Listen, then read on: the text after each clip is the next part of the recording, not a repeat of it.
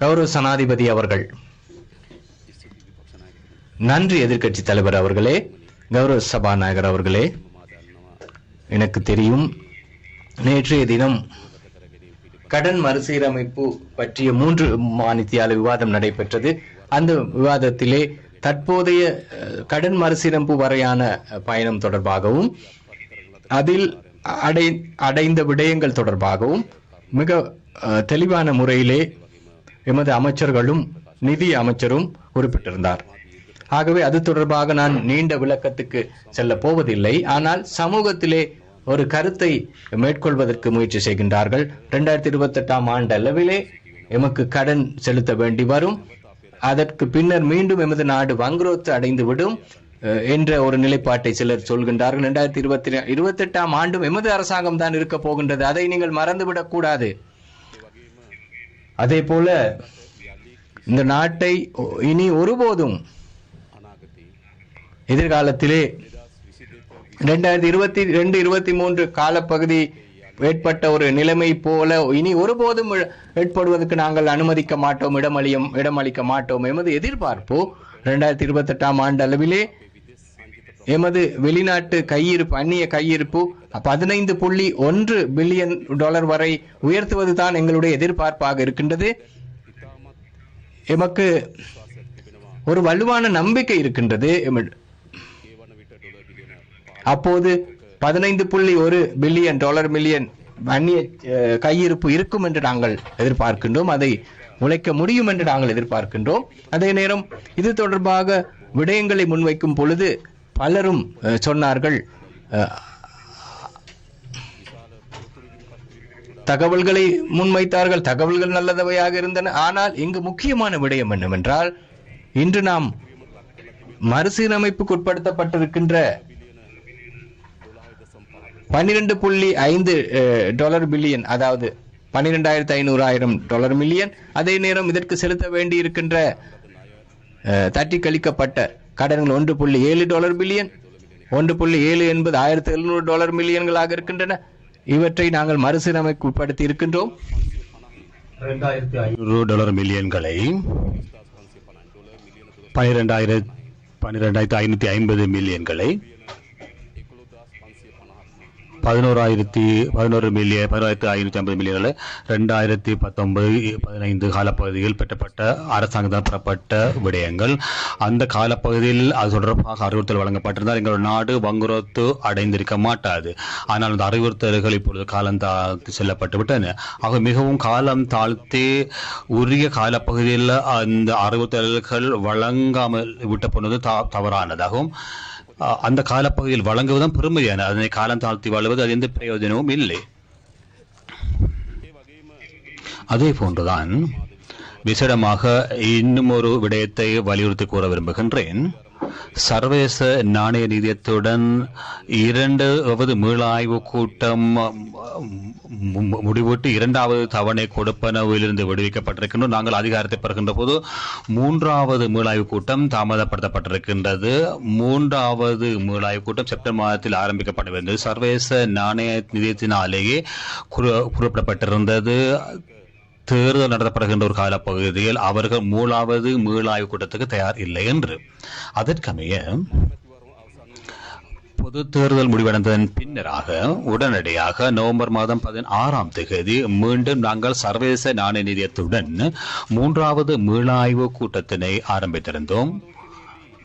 2வது மீளாய்வின் போது எதிர்கூறப்பட்ட உடன்பாடுகள் அதிக அளவு காணப்பட்டிருந்தன. தற்பொழுது அரசாங்கத்துக்கு ஒன்று கூலி அடிப்படையில் 2022 வரி விதிக்கின்ற விடயங்கள், சொத்துக்கள் வரி தொடர்பாக இந்த வரி 2025ஆம் ஆண்டிலே விதிக்கின்ற போது 2வது மீளாய்வில் அது தொடர்பாக உடன்பாட்டுக்கு வரப்பட்டிருந்தது.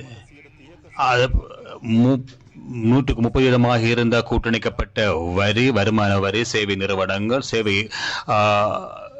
ஏற்றுமதிக்காக அதை 130% விதிக்கப்பட வேண்டும் என்ற விடயமும் 2வது மீளாய்வு கூட்டத்திலே தீர்மானிக்கப்பட்டிருந்தது. அதே போன்று ஜனவரி மாதமாகின்ற போது விசேட வர்த்தக சந்தை வரி அகற்றப்பட்டு பிரமசேர் வரி சேர்ப்பதற்கு முன்மொழியப்பட்டிருந்தது.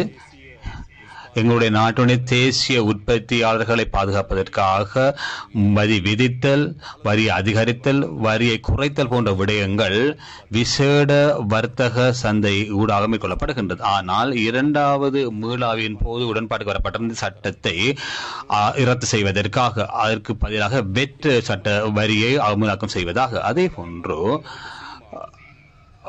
தனிநபர் ஆதாயம் அடிப்படையில் வரி விதிக்கின்ற நிலைமை அவ்விதமே பேணி செல்லப்படுவதாகவே உடன்பாடு காணப்பட்டிருக்கின்றது. அதே போன்று 2025 ஏப்ரல் மாதமாக இலகுபடுத்தப்பட்டுள்ள பெறுமதி சேர்வரி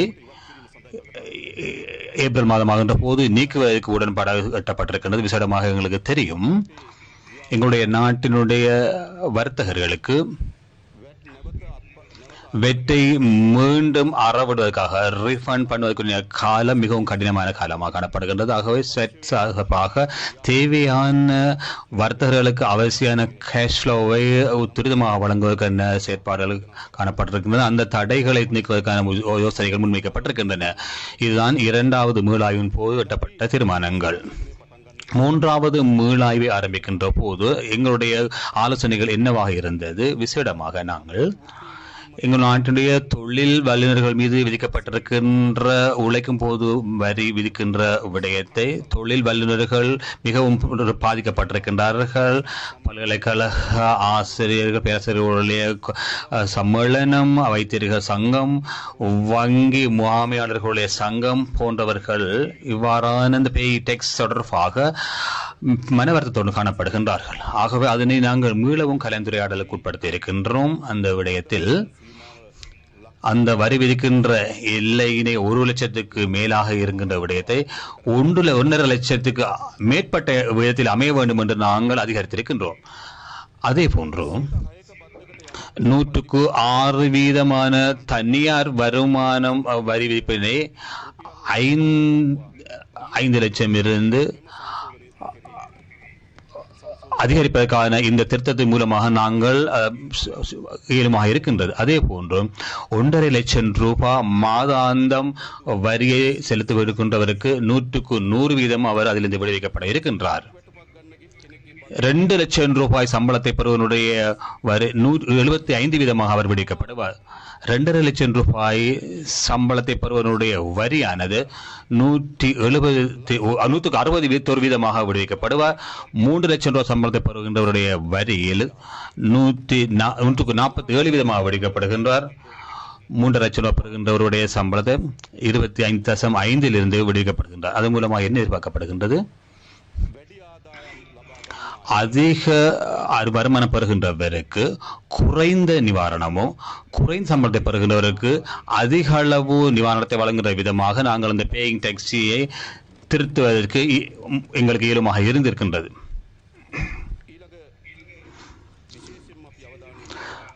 விசேடமாக நாங்கள் கவனத்தை செலுத்தியிருந்த மற்றும் ஒரு விடயம், எங்களுடைய பிள்ளைகளுடைய போஷாக்கு தேவைப்பாடுகள் தொடர்பான பிரச்சனை. உங்களுக்கு ஞாபகம் இருக்கும், கடந்த அரசாங்கத்தினால் பால்மா, யோகட் போன்ற பால் உற்பத்தி பொருட்களுக்கு வெட் வரி விதிக்கப்பட்டிருந்தது.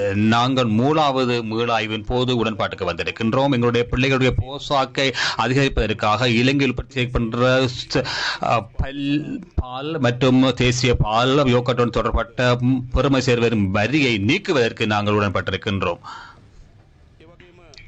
அதே போன்று கடந்த அரசாங்கத்தின் போது இரண்டாவது மீளாய்வின் போது இடம்பெற்றிருந்த சேவை ஏற்றுமதி வரி தொடர்பாக அதனை நாங்கள் 115% குறைப்பதற்கு நாங்கள் உடன்பாடு ஏற்றிருக்கின்றோம். சேவை ஏற்றுமதி தொடர்பாக சர்வதேச ஏற்றுக்கொள்ள தர நியமத்தில் கூடியதாக அதனை நாங்கள் 15% குறைத்துக் கொள்ள இயலுமாக இருந்தது. அதற்கு அடுத்ததாக விசேடமாக நாங்கள் withholding tax 105% 110% அதிகரிப்பதற்கு நாங்கள் உடன்பட்டிருக்கின்றோம். இதில் யாருக்காவது பிரச்சனை ஏற்பட முடியும். எங்களுடைய மூத்த பிரசைகள், ஓய்வு பெற்றவர்கள், எங்களுடைய நாட்டில் அவ்வாறான பிரசைகள் ஏதேனும் பணத்தை வைப்பு செய்து அந்த வட்டியிலே வாழ்ந்து கொண்டு வருகின்றார்கள். ஒரு மாதத்துக்கு சாதாரணமாக 1.5 லட்சம் ரூபாய்க்கு அவருக்கு அதுக்கு மேல் வட்டி விதிக்கப்படுகின்ற போது அவர் வரி விதிப்புக்கு உள்ளாகுவார். ஆனால் வித் ஹோல்டிங் டெக்ஸ் மூலமாக நிகழ்கின்ற விடயம் என்னவென்றால் 1.5 லட்சம் ரூபாய்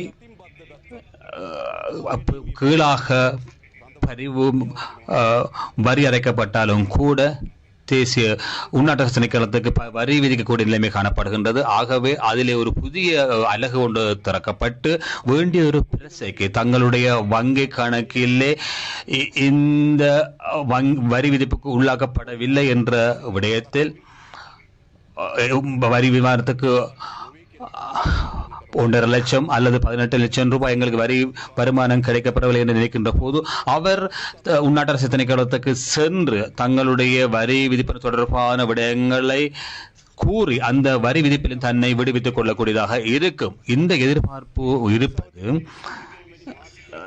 ஓய்வூதியம் பெறுகின்ற குறைந்த வருமானத்தை பெறுகின்ற 10% வரி செலுத்துகின்ற வருமானத்தை செலுத்துகின்றவர்கள் அவர்களுடைய வரியை அறவிட வேண்டாம் என்றும் குறைந்த வித்ஹோல்டிங்கில் உழைக்கின்றவர்களுடைய தேசிய வரும் உள்நாட்டு திணைக்களத்தின் போது கோருகின்ற போது மாத்திரமே அவ்வாறான நபர்களுக்கு துரிதமாக அறவுத்துறை வழங்க வேண்டிய பொறிமுறையை உள்நாட்டு திணைக்களம் கொழும்பிலே உள்ள திணைக்களத்தினுடைய கிளைகளும் சகல மாகாண திருமூர் காரியாத்தை நிறுவுவதற்கும் தீர்மானிக்கப்பட்டிருக்கின்றது. ஆகவே யாருக்கும் இதில் தீங்கு ஏற்பட போவதில்லை. ஆனால் நாங்கள் எதிர்பார்க்கின்றோம் எங்களுடைய வரி இந்த பொறிமுறையை விரிவாக்கம் செய்கின்ற விடயங்கள் இதில் எதிர்பார்க்கப்படுகின்றது.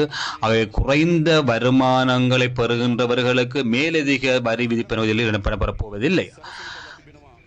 நாங்கள் திட்டமிட்டிருக்கின்றோம் எங்கள் நாட்டினுடைய வாகன சந்தையினை போதுமான அளவுக்கு திறக்க வேண்டியிருக்கின்றது என்ற விடயத்தில். ஏனெனில் அதனோடு தொடர்பட்ட கைத்தொழில்துறை காணப்படுகின்றது, அது தொடர்பட்ட முயற்சியாளர்கள் காணப்படுகின்றார்கள். ஆகவே இந்த வாகனங்களை நீண்ட காலமாக வாகன சந்தையிலே மூடி வைத்திருக்கக்கூடிய இயலுமை இல்லை. ஆகையினால் விசேடமாக திட்டமிட்டிருக்கின்றோம் 3 வகுதிகளாக இந்த வாகன சந்தையை மீண்டும் திறப்பதற்கு போக்குவரத்து பிரயாணிகள் போக்குவரத்து பஸ் விசேட செயற்பாடுகளுக்கு பயன்படுத்துகின்ற கார் வண்டிகள் 2024 12ஆம் மாதம் 17ஆம் தேதியிலிருந்து நாங்கள் திறந்திருக்கின்றோம். இலங்கையில் இறக்குமதி செய்யக்கூடிய இயலுமை காணப்படுகின்றது. அதே போன்று பொருட்களை செல்கின்ற மோட்டார் வண்டிகள், தனிப்பட்ட பிரயோஜனங்களை பயன்படுத்துகின்ற மோட்டார் வண்டிகள் திறப்பதற்கு நாங்கள் திட்டமிட்டிருக்கின்றோம்.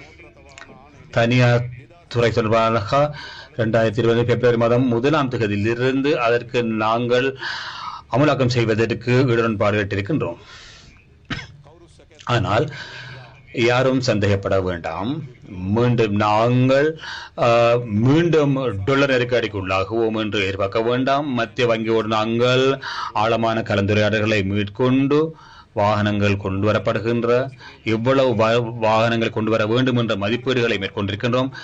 எவ்வளவு அளவு இந்த பொருளாதாரத்துக்கு தாக்கம் செலுத்தக்கூடிய விதமாக இருக்கும் என்ற விடயங்கள் நாங்கள் மதிப்பீடு செய்கின்றோம். ஆனால் எங்களுடைய நாட்டுடைய பொருளாதாரத்தை மீண்டும் மீள சுழற்சிக்கு உட்படுவதாக இருந்தால் இதனை புது எழுச்சி கொண்டு வருவதாக இருந்தால் இந்த வாகன சந்தை திறக்கப்படல் வேண்டும். அது தொடர்பாக நாங்கள் உறுதியான நிலைவரத்துடன் இந்த வாகன சந்தை திறக்க வேண்டிய நாங்கள் நிலைவரத்தில் இருக்கின்றோம். அதே போன்று விசேடமாக இந்த 3வது மீளாய்வுடன் தொடர்பட்டாவிட்டாலும் கூட நாங்கள் எல்லோரும் அறிந்த ஒரு விட இந்த பராட்டே சட்டம் 24 பிப்ரவரி மாதம் டிசம்பர் மாதம் 15ஆம் தேதி அந்த நிறுத்திக்கப்பட்டிருந்த சட்டம் ரத்தாக போகின்றது. இருந்தாலும் நாங்கள் தேடி பார்க்கின்ற போது சிறிய மற்றும் நடுத்தர தொழிற்முயற்சியாளர்கள் மீண்டும் அவர்கள் மறுமலர்ச்சியை கொண்டு வந்திருக்கவில்லை, அவர்கள் எழுச்சி பெற்றிருக்கவில்லை. ஆகவே அவர்கள் சில காலம் வழங்கப்பட வேண்டியிருக்கின்றது. எங்கள் ஆய்வின் போது தெரிய வந்திருக்கின்றது 2024 9/30ஆம் தேதியில் முழு கடன் 183 நிலுவையுள்ள கடன்கள் 1803 பில்லியன்கள் காணப்படுகின்றது. ஆனால் இந்த கடன் பெறுவர்களுடைய 99% 25 மில்லியன்கள் குறைவான காணப்படுகின்றது. இதுதான் நிலைமையாக காணப்படுகின்றது. அப்படியானால் இந்த கடன் பெறுநர்கள் 7 லட்சத்துக்கு அதிகமானவர்கள் இருந்தாலும் கூட அவர்களுக்கு மத்திய 199 வீதமானவர்கள் 25 மில்லியனுக்கு குறைவாகத்தான் கடனை விடை தொடர்பாக கொண்டிருக்கின்றார்கள். ஆகவே இந்த பராட்டை சட்டத்தை முழுமையாக இடைநிறுத்துவது தொடர்பாக வங்கி கட்டமைப்பிலே ஒரு நிதி நெருக்கடி ஏற்படுவது காரணமாக இருக்கும். அவர்களுக்கும் இருப்பதும் மக்களுடைய வைப்பு பணமாக காணப்படுகின்றது. அது அல்லாமல் வேறு விடயங்களில் வேறு விதமாக வங்கி கட்டமைப்பு நிதியை பெற்றிருக்கவில்லை. ஆக மக்களுடைய அந்த வங்கி கட்டமைப்பு வைப்பு பணம் தொடர்பாக பாதுகாப்பு இருக்க வேண்டும். கடந்த காலங்களிலே பல நிதி நிறுவனங்கள் வீழ்ச்சி அடைந்ததன் விளைவாக அதனுடைய அந்த வங்கியாளர்களுக்கு அல்லது கட்டமைப்பில் இருக்கின்றவர்களுக்கு அல்ல அந்த தாக்கம், அதிலே வைப்பு செய்தவர்களுக்கு தான் அந்த தாக்கம் ஏற்படுத்தப்பட்டிருந்தது. அந்த வைப்பாளர்கள் பாரிய சிரமங்களை கொண்டார்கள். சிலர் தற்கொலைக்கு கூட சென்றிருந்தார்கள். இப்பொழுதும் கூட ETA போன்ற நிறுவனங்களில் வைப்பு செய்தவர்கள் மிகவும் கவலைக்குள்ளாகி இருக்கின்றார்கள். இவ்வாறான நிதி நிறுவனங்கள் வீழ்ச்சி ஊட்டப்பட்டிருந்தால் அதனுடைய விளைவுக்காக மக்களும் அந்த வைப்பாளர்கள் தான் அந்த பிரச்சனைகளுக்கு முகம் கொடுத்திருந்தார்கள். ஆகவே தீர்மானங்கள் எடுக்கின்ற போது வங்கி கட்டமைப்பினை அதனை பாதுகாப்பதும் அதே போல் சிறிய மற்றும் நடுத்தர தொழில் முயற்சியாளர்களை பாதுகாக்கின்ற இரு விடயங்களையும் நாங்கள் சமபலமாக கொண்டு செல்ல வேண்டியிருக்கின்றது. அதற்கமைய நாங்கள் தீர்மானம் எடுத்திருக்கின்றோம். இந்த டிசம்பர் மாதம் 15ஆம் தேதி நிறைவு பெற இருக்கின்ற உள்ள சட்டத்தை மார்ச் மாதம் 31ஆம் தேதி 2025ஆம் ஆண்டில் 3.5 மாதங்களுக்கு மேலாக அதனை நீடிப்பதற்கு நாங்கள் தீர்மானித்திருக்கின்றோம். ஆனால் அங்கு சில திட்டங்களை நாங்கள் வகுத்திருக்கின்றோம். நிலுவை வட்டிகள் தவிர்ந்த 25 மில்லியன் கடன் தொகை குறைவாகின்ற கடன்களுக்கு மறுசீரமைப்பில் 2025ஆம் ஆண்டிலே 12ஆம் மாதம் 15ஆம் தேதி வரையாக காலம் வழங்கப்படுகின்றது.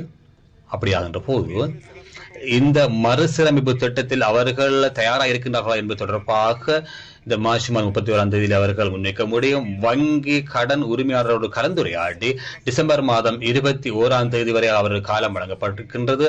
ஏதேனும் சில மறுசீரமைப்பு இருக்கும் பட்சத்தில் தங்களுடைய செலுத்த வேண்டிய கடன் தொடர்பாக திட்டமிடலை தயாரிப்பதற்கு 25 மில்லியன் குறைவாக இருக்கும் 99% பிரயோஜனப்படுத்துகின்ற தொழில் முயற்சியாளர்களுக்கு அவ்வாறு சந்தர்ப்பம் வழங்கப்படவிருக்கின்றது. இரண்டாவது விடயம், நிலுவை கடன் 25 மில்லியனுக்கும் 50 மில்லியனுக்கும் இடைப்பட்ட கடலுக்கு நிலுவை கடன் இருக்கும் பட்சத்தில் அவர்களுக்கு மார்ச் மாதம் 31ஆம் தேதிக்கு முன்பதாக அவர்களுடைய விருப்பத்தை மறுசீரமைப்பு தொடர்பாக சமர்ப்பிப்பதற்கும் 2029ஆம் மாதம் 15ஆம் தேதியிலும் 9 மாத காலம் மீண்டும் ஒரு காலம் வழங்கப்படுகின்றது. 9 மாத காலம் அவர்கள் வழங்கப்படுகின்றது. வங்கி மற்றும் கடன் செலுத்துவதற்கு தொடர்பான விடயங்களை கலந்துரையாடி மறுசீரமைப்பு தொடர்பாக சமர்ப்பிப்பதற்கு காலம் வழங்கப்படுகின்றது.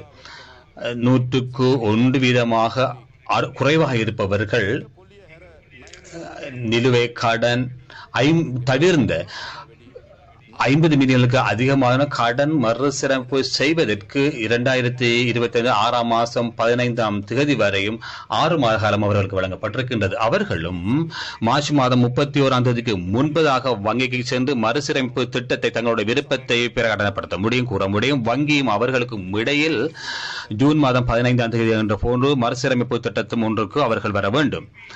ஆகையினால் நாங்கள் இந்த திட்டங்களை முழுமையாக தயாரித்திருப்பது சிறிய மற்றும் நடுத்தர தொழில் முயற்சியாளர்களை பாதுகாப்பதற்காகவும் வங்கி கட்டமைப்பை பாதுகாப்பதற்காகவும் இரண்டையும் நாங்கள் யோசித்து அந்த தீர்மானத்துக்கு வந்திருக்கின்றோம். ஆகையினால் அது தொடர்பான உடன்பாடுகள் வருவதற்கு நாங்கள் முனைந்திருக்கின்றோம். அடுத்தது விசேடமாக நாங்கள் எல்லோரும் அறிந்த இந்த பொருளாதார நெருக்கடிக்கு மத்தியில் எங்களுடைய பொருளாதார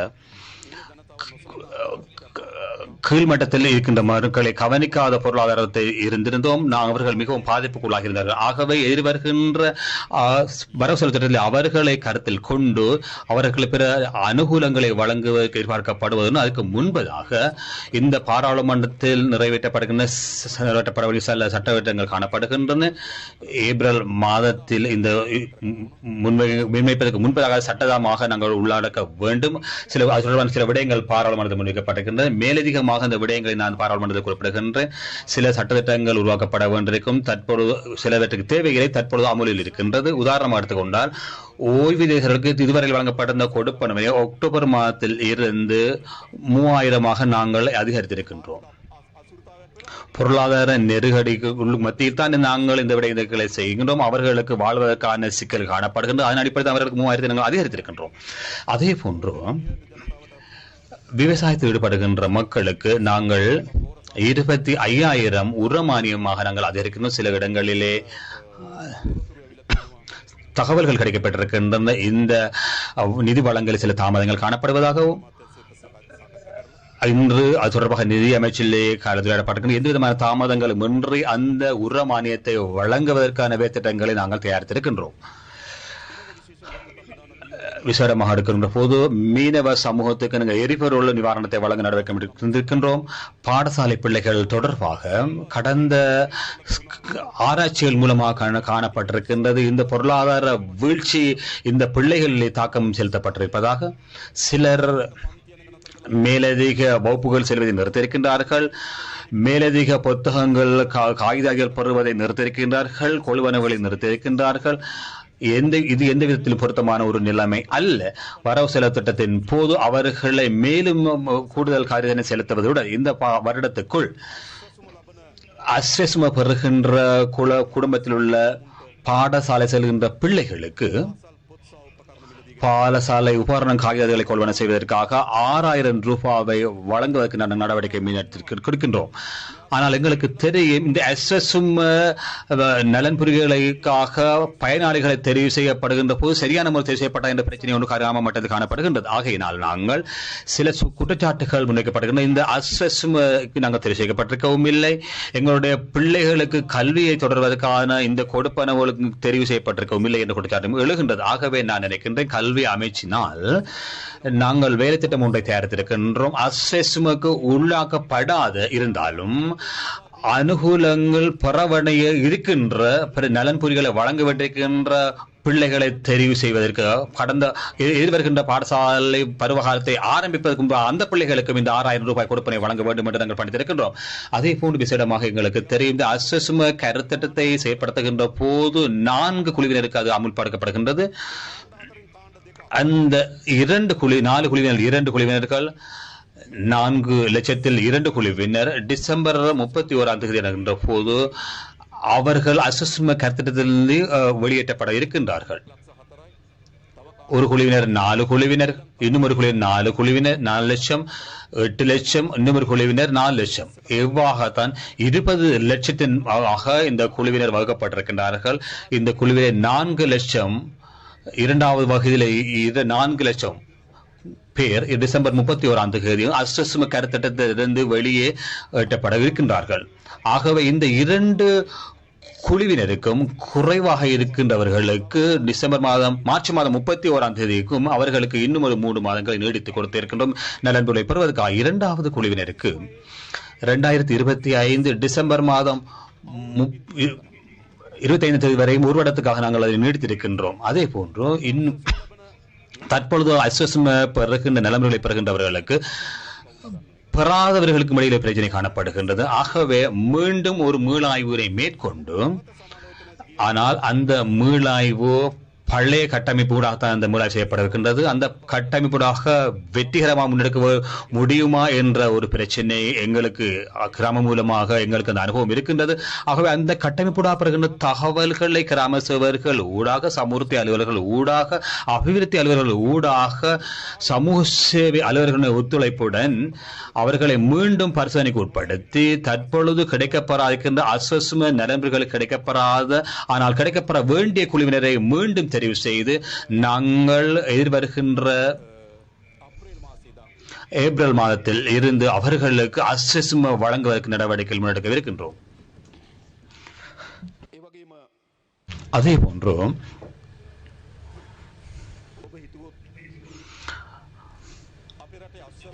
நீங்கள் நினைத்தால் எங்கள் நாட்டினுடைய அஸ்வசும வழங்க தீர்மானிக்கப்பட்டிருந்தது வங்கிகள் ஊடாக. பொதுவாக வங்கிகளிலே கணக்கொன்றை ஆரம்பிப்பதற்கு அடையாள அட்டை அவசியம். அடையாள அட்டை ஒன்றை பெறுவதற்கு பிறப்பு அத்தாட்சி பத்திரம் அவசியம். இப்பொழுது 1.5 வருட காலமாக அஸ்வசும கிடைக்க வேண்டிய குடும்பங்களை அடையாளம் கண்டிருந்தாலும் கூட வங்கி கணக்கை ஆரம்பிக்க முடியாமல் இருந்த காரணங்களின் அடிப்படையில் 1.5 வருடங்களாக அந்த குடும்பங்களுக்கு நலன்புரிகள் கிடைக்கப்பட்டிருக்கவில்லை. ஆரம்ப நிலைமையில் 62,000 குடும்பங்கள் காணப்பட்டிருந்தன. தேவையான குடும்பங்கள், அது குறித்தான குடும்பங்கள். ஆனால் அதில் பெறுவதற்கான வங்கி கணக்கை, அடையாள அட்டை அல்லது அடையாள அட்டை பெறுவதற்கான ஒரு பிறப்பாட்சி பத்திரம் இல்லாத காரணத்தினால் பாதிப்புக்குள்ளான நிலைமையில் இந்த குடும்பங்கள் காணப்படுகின்றன. இது ஆட்சியாளர்கள் மிகவும் நெருக்கமாக தேடி பார்த்து தீர்க்கப்பட வேண்டிய ஒரு பிரச்சனையாக இருந்தது. ஆனால் 1.5 வருடங்களாக அவர்கள் கவனித்துக் கொள்ளவில்லை. நாங்கள் மத்திய வங்கியுடன் கலந்துரையாடி அவர்கள் அப்படிப்பட்டவர்களுக்கு அடையாள அட்டை இல்லாமலே வங்கி கணக்கை திறப்பதற்கான நடவடிக்கைகளுக்கு காலத்தை வழங்குவதற்கு தீர்மானித்திருக்கின்றோம். ஆகையினால் அவ்வாறான எல்லோருக்குமே நிலுவை பணத்துடன் சேர்த்து அடையாளப்பட்டை வழங்கப்படுவதற்கு ஆரம்பிக்கப்பட்ட திகதியில் அல்ல, அவர்களுக்கு அந்த உறுதி கிடைக்கப்பட வேண்டியதாக அடையாளம் காட்டப்பட்ட திகதியில் இருந்து அந்த நிவாரணத்தை அவர்களுக்கு வழங்குவதற்கு நாங்கள் நடவடிக்கை முன்னெடுத்திருக்கின்றோம். ஆகையினால் இந்த விடயங்களை நாம் முன்வைத்தது விசேடமாக இந்த வரவு செலுத்தத்துக்கு முன்பதாக இந்த விடயங்களை பாராளுமன்றத்தில் முன்வைக்க வேண்டி இருப்பதனால் ஆகும். சில விடயங்கள் பாராளுமன்றத்தில் நிறைவேற்றப்பட இருக்கின்றது. ஏனெனில் மார்ச் மாதம் 21ஆம் தேதி போன்ற காலப்பகுதியில் தான் இந்த வரவு செலுத்த விவாதம் நிறைவேறவிருக்கின்றது. ஆகவே அதற்கு பின்னராக நாங்கள் சட்ட திருத்தங்களை, சட்ட உருவாக்கங்களை செல்கின்ற போது நாங்கள் ஏப்ரல் மாதமாகின்ற போது அதனை செயற்படுத்த முடியாமல் இருக்கக்கூடும். ஆகையினால் இந்த பிரதிபலன்களை, அனுகூலங்களை வழங்குவதற்கு தேவையாக இருக்கும் பட்சத்தில் அதனை வெற்றிகரமாக முன்னெடுப்பதற்காக நாங்கள் துரிதமாக செயற்பட வேண்டியிருக்கின்றது. ஆகையினால் தான் நாங்கள் இந்த முன்மொழிவுகளை வர்த்தமானியிலே பிரசுரித்து அடுத்து வருகின்ற ஜனவரி மாதத்தில் இருக்கின்ற பாராளுமன்ற அமர்விலே நாங்கள் அதனை சமர்ப்பிக்க இருக்கின்றோம். வெற்று வரி தொடர்பான திருத்தங்கள், அஸ்வசுமையிலே பல திருத்தங்கள் காணப்படுகின்றன. திருத்தங்களுடன் எல்லோருடைய ஒத்துழைப்பை நீங்கள் வழங்குவீர்கள் என்ற நம்பிக்கையை நான் தெரிவித்துக் கொண்டு என்னுடைய உரையை முடித்துக் கொள்கின்றேன். மிக்க நன்றிகள்.